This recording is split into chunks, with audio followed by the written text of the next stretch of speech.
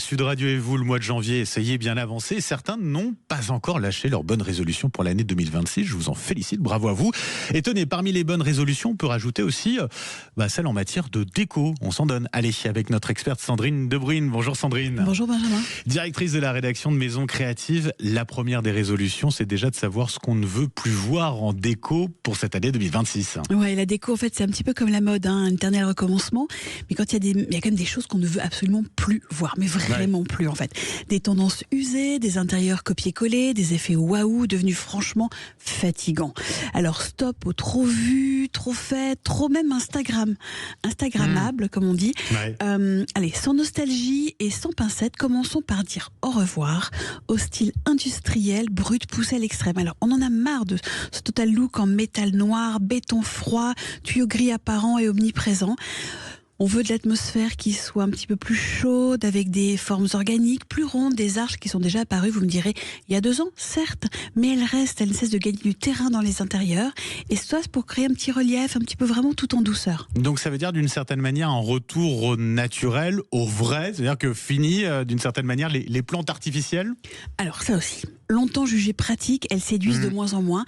Aujourd'hui, on leur préfère un végétal vivant, celui qui bouge, qui évolue, et dont on prend soin un petit peu au quotidien, quand même, presque comme une routine médiative, et je veux dire profondément relaxante. Le bien-être de la verdure à l'intérieur, ça fonctionne. Ça fait du bien, effectivement. Alors, il y a une matière aussi qui a été très à la mode l'année dernière, la bouclette blanche, ça c'est fini ? Alors ça c'est terminé.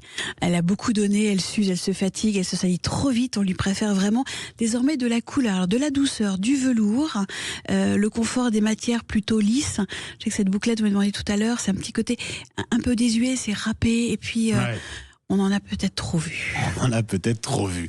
Allez, on monte les escaliers. Les escaliers ultra design, mais dangereux, ça donne quoi ? Alors la déco ne doit plus impressionner en fait aujourd'hui. Elle doit vraiment rassurer en fait. On veut du beau, oui, mais surtout on veut du sûr. Alors les garde-corps transparents, on valide, pourquoi pas. Des rampes design auxquelles vraiment on peut s'accrocher.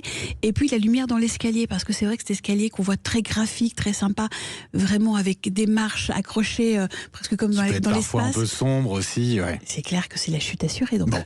Stop, on arrête ça. On arrête autre chose. Vous m'avez parlé des interrupteurs moches. Ça aussi, c'est terminé ? Alors, c'est bien de se le dire quand même, sincèrement. Parce qu'on va pas se mentir, avec le temps, ils ont quand même un petit peu jauni.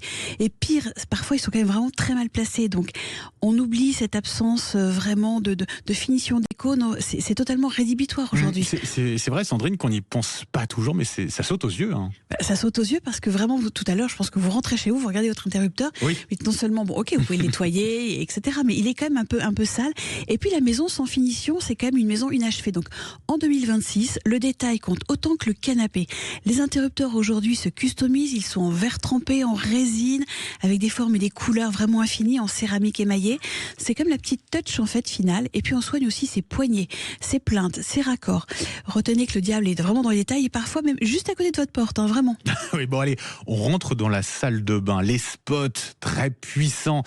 Ça, on arrête aussi cette année ? Alors, je vois que le message est bien passé, en fait. C'est terminé. Vraiment, c'est ce genre d'épreuve, on n'est pas obligé de se l'imposer. Donc, dans une salle de bain, on veut plutôt une lumière douce, flatteuse, qui respecte à la fois le visage, l'humeur du matin. Pour les petits détails, la bonne idée, c'est vraiment le miroir rétro-éclairé, précis, élégant, et puis vraiment bienveillant. Ouais, pour le matin, c'est important. Bah oui, c'est vrai que c'est important. Parce qu'on commence la journée aussi par ça. Donc, si on se prend la lumière qui nous bombarde dessus, le spot, c'est pas terrible. Bon, le mobilier trop matchy-matchy, les intérieurs copier-coller sur les réseaux sociaux, vous parlez d'Instagram, ça aussi on oublie, c'est passé ? C'est un peu déprimant, les ensembles parfaitement coordonnés, vous savez, canapé, fauteuil, table assortie, c'est daté, on va dire que c'est faussement sophistiqué.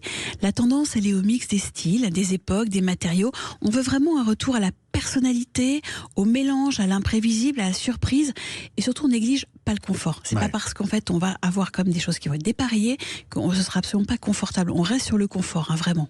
Il y a une tendance lourde depuis des années, depuis 10 ans, c'est le gris, un peu omniprésent. Ça aussi, c'est fini, ça ? Oui, parce qu'il est considéré un petit peu comme fade, sans relief ni identité.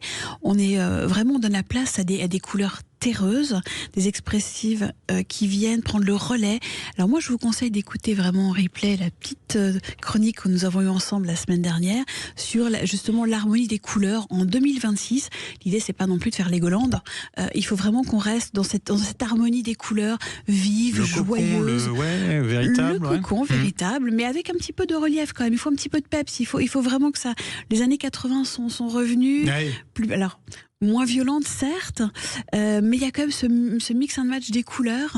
Et ça, vraiment, en 2026, on en a besoin. Ben oui, effectivement. Merci beaucoup, Sandrine Debrune. Je rappelle, directrice de la rédaction de Maison Créative, à retrouver bien évidemment en kiosque. Passez une belle journée, Sandrine. Et puis à la semaine prochaine.